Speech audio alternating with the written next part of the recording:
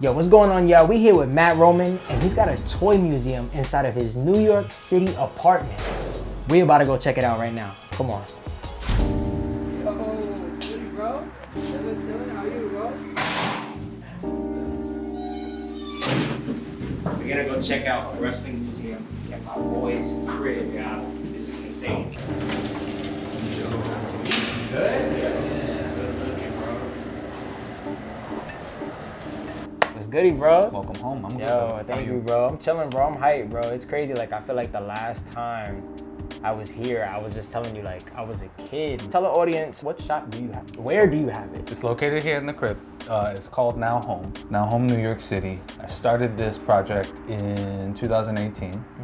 Essentially, it's me providing insight to a lot of niche collections from Japan. So I'm importing a lot from Japan. I visited Japan.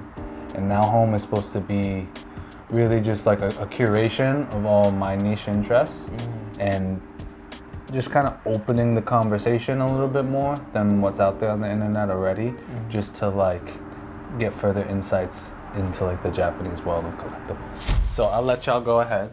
It's the door on the right. This one right here? Yeah. All right. Let's go. You ready? Whoa, bro.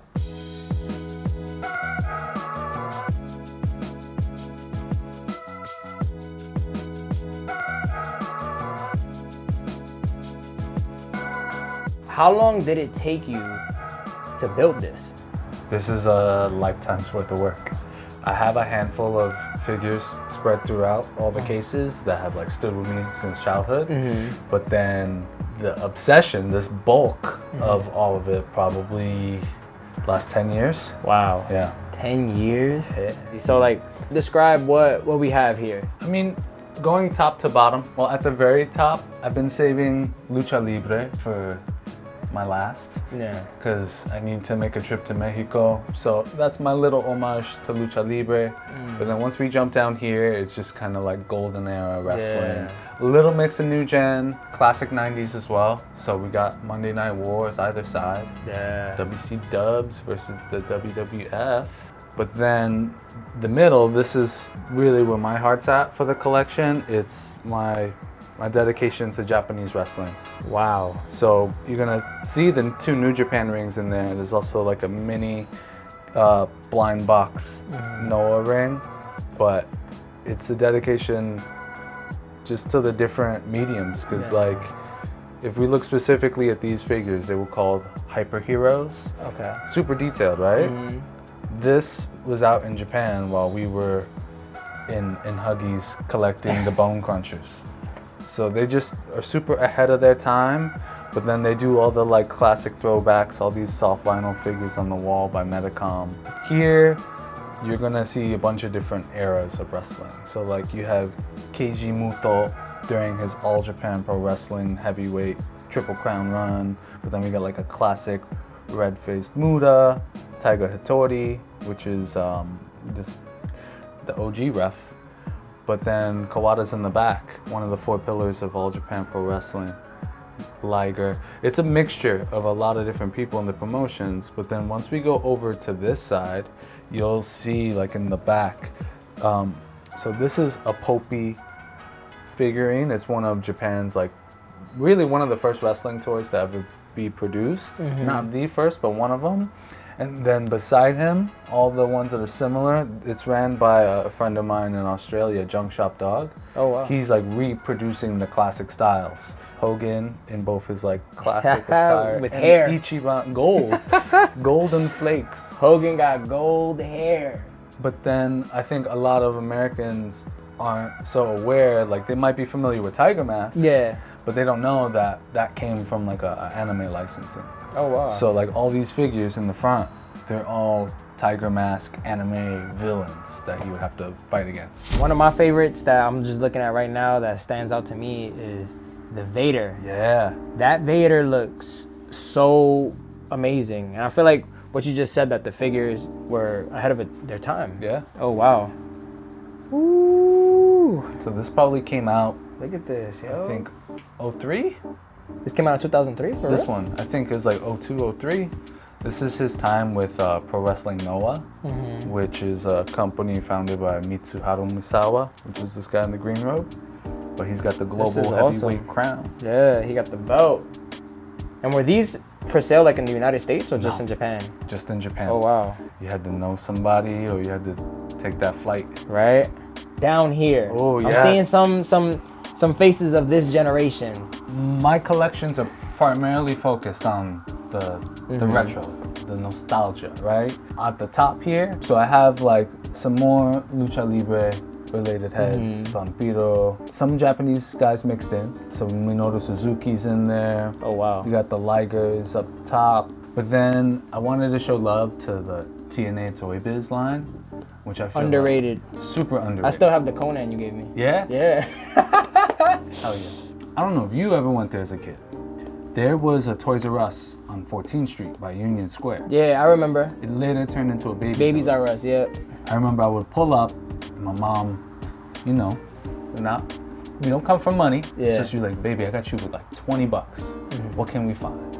And they had this ECW playset. For 20 bucks? Yeah, it still has the price tag on it. This isn't the one that I had originally from my childhood.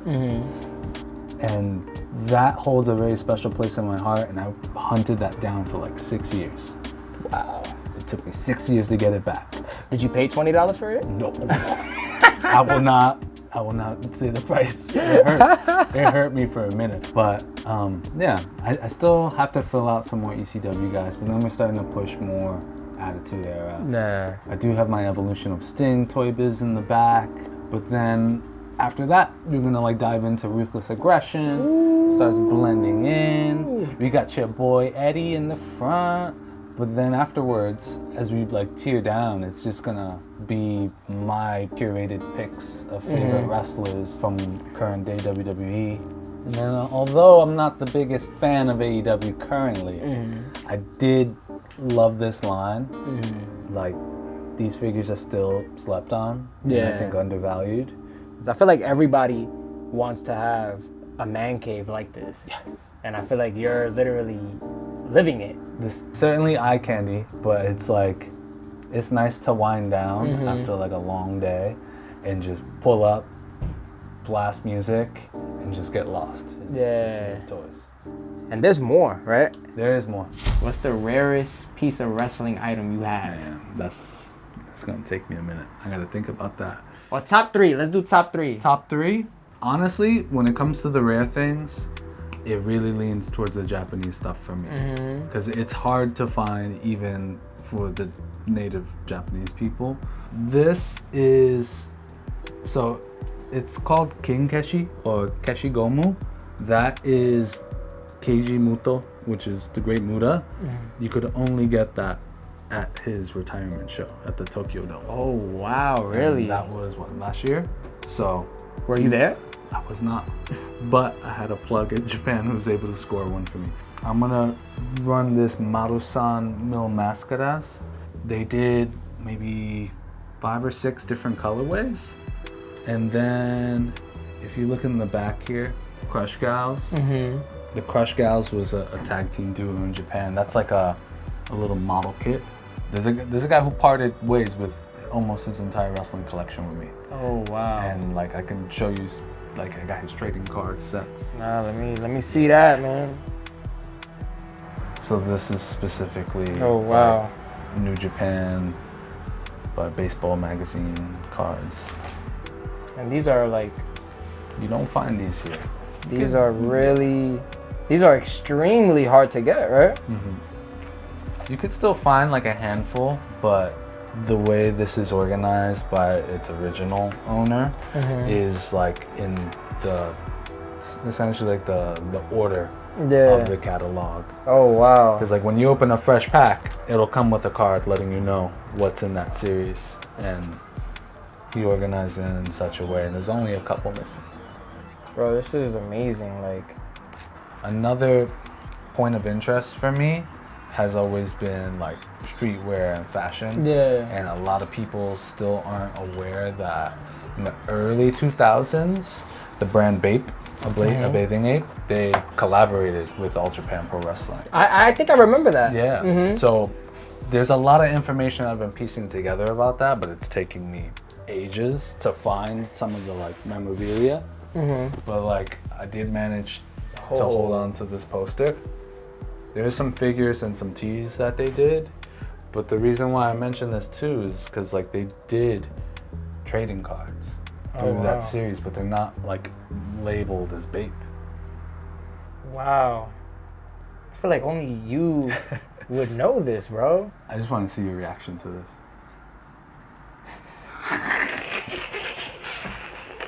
Yo, tiger mask, son. Come on. If you pull up to the beach and you see that, what are you doing? So, Now Home being a preservation museum, people hit me up all the time like, yo, I'm in New York. I want to pull up. That leads people to thinking it's an actual like store space that they can come visit. It's still a private museum, but that got me thinking on just the overall presentation. So this is my diorama museum, which I've been just written and like a lot of my photography. And I think now being able to tell the stories more intricately in an actual museum space is gonna add some flavor to the mix. I'm glad, like literally I told you, it's been years. It's been years. He told me about this. Time went by, you know, we live in our lives, and it's like to see him really achieve his goal and even creating more goals for yourself and being different, you know what I mean, is truly inspiring. And it's just awesome, man. Like this is literally every man's dream right here, you know, and he's living it. Yeah, man, I'm there really proud of you, bro, for real. Seriously, bro. Whether you call it toys, action figures, I feel like it was an escape from myself. And even now to this day, like I still collect, you know, not to this extent, but I still have my displays, and it really does heal that inner child and keep that young side of you alive.